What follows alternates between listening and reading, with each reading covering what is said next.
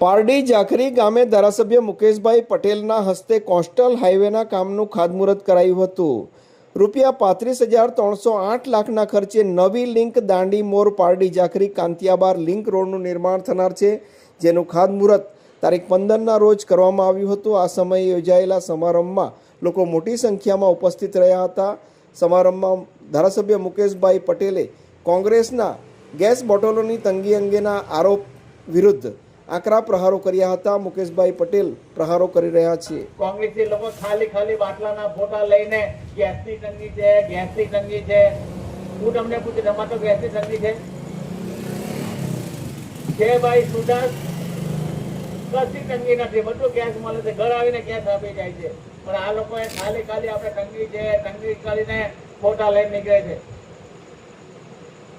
કોઈ જાતની ગેસની તંગી નથી. મોદી સાહેબે કીધું છે પેટ્રોલની બી તંગી નથી પડવાની, ગેસની બી તંગી નથી પડવાની. આપણે બધું સમયસર મળી રહેવાનું છે.